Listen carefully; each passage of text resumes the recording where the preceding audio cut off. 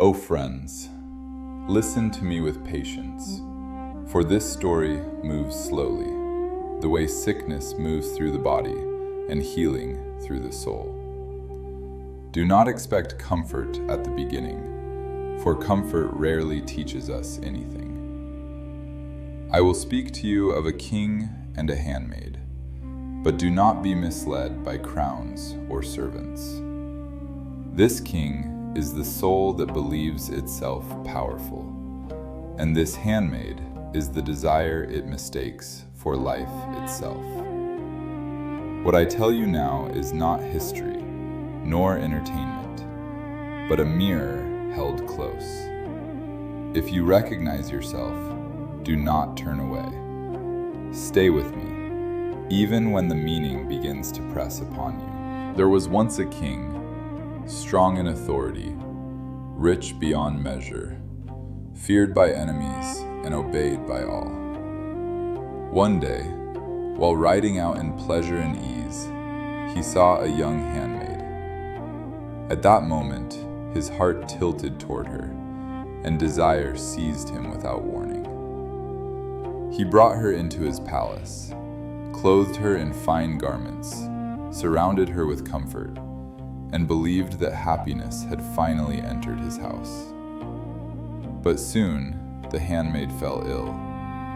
Her body weakened, her color faded, and no matter how much the king gave her, she grew worse. The king summoned physicians from every land. They examined her carefully, spoke with confidence, and prescribed their remedies. Yet none of them said the words that matter most: if God wills. They trusted their skill more than the source of skill, and so their treatments failed. The handmaid declined, and the king's distress deepened. O friends, understand this well. When the soul places its trust in created things alone, even wisdom becomes blind. The king had power, wealth, and knowledge at his command, yet he stood helpless beside the bed of the one he loved. This is how desire humbles us. The more we cling to what we love, the more fragile we become. When all remedies failed, the king's pride finally cracked. He left the palace, went alone into the mosque, and threw himself onto the ground. He prayed not as a ruler, but as a beggar. Tears washed his certainty away. In that brokenness, a door opened. From the unseen world, a physician was sent. Not one who relied on books alone, but one who could see the hidden roots of illness. This divine physician came quietly, without display. He examined the handmaid, not only her body, but her heart. He listened to her pulse, her breath, her silences. Soon, he saw what others had missed. Her sickness was not of the flesh alone. Her heart was bound elsewhere. She loved a goldsmith from Samarkand, and her longing for him was draining her life away. When the king heard this, pain pierced him, but he did not turn away.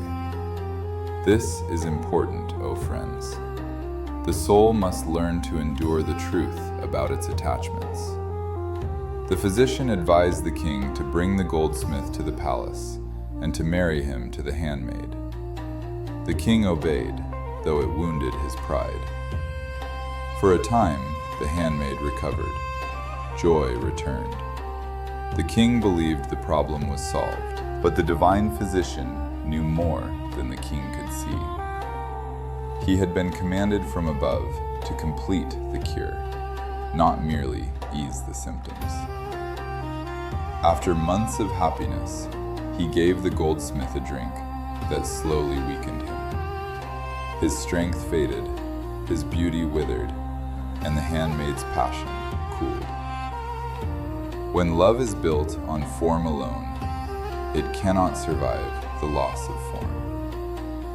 Gradually, her attachment loosened, and her heart returned to the king.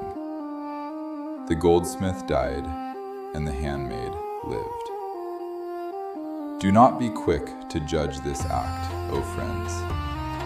This command came from the same source that commanded Abraham to raise the knife over his son.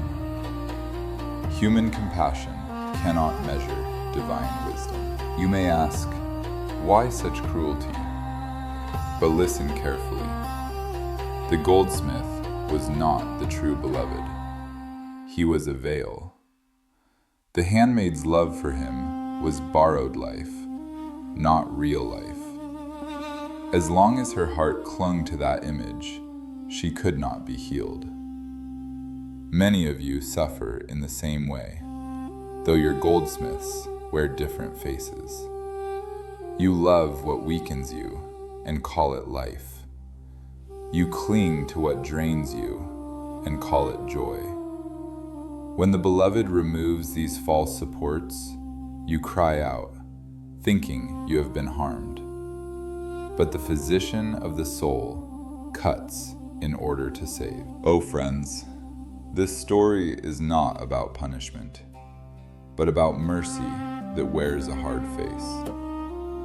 The king represents the soul that believes it rules its own kingdom. The handmaid represents desire when it attaches itself to form. The goldsmith represents the beauty of the world that dazzles and consumes.